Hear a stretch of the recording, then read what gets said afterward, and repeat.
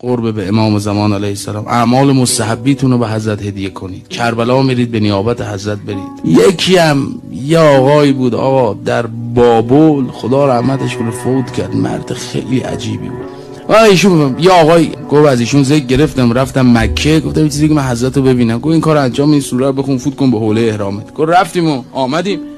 گفتم آقا من ندیدم. حالا این رفته مکه اومده، ایشون بابله مازندران.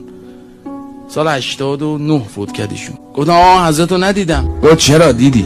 گفتم آقا شما بابل بودی، من رفتم، من میگم ندیدم، شما میگی دیدی. گفت یه روز ظهر بازار رفته بودی، خسته بودی، بعد اومدی دم قبرستان بقی پاتو دراز کردی نشستی، یه جوانی با دشتاشه سفید رد شد، بعد با پای مبارک زد به قوزک پات، فرمود 4 امام معصوم اینجا خوابیدن، پاتو جمع کن. گفتم بله همچین اتفاقی افتاد. گو امام زمانت بود نشناختی. این آدم با این تسلطش که خلاصه اینطوری بود، آخر عمرش فیلمش هست. 90 سال جدی محاسن سفید، رفیق آقای مرعشی بودش. گفت میخوام یه چیزی بهتون بگم زن و مرد، 15 شب نشده هر کس نتیجه نگرفت به من لعنت کنه.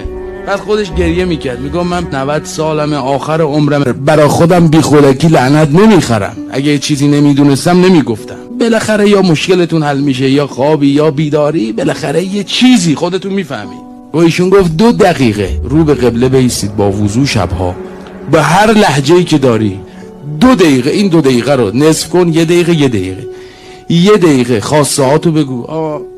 این موبایلم خراب شده، همینطوری که من دارم میگم، قلم به سلم هم نه که پدرته.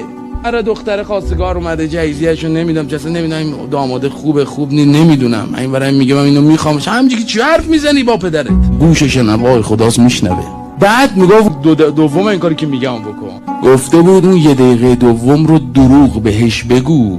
گفت میزد رو گردنش، میگفت گناهش گردن من. گفتن آقا یعنی چی دروغ بهش بگی؟ میگفت بهش بگو ابن الحسن من خیلی دوست دارم، همه دنیا بیشتر دوست دارم، از زن و بچه، از پول فلان.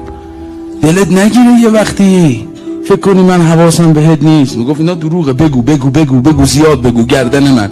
یکی آقا چرا انقدر اصرار داری بگو گردن من؟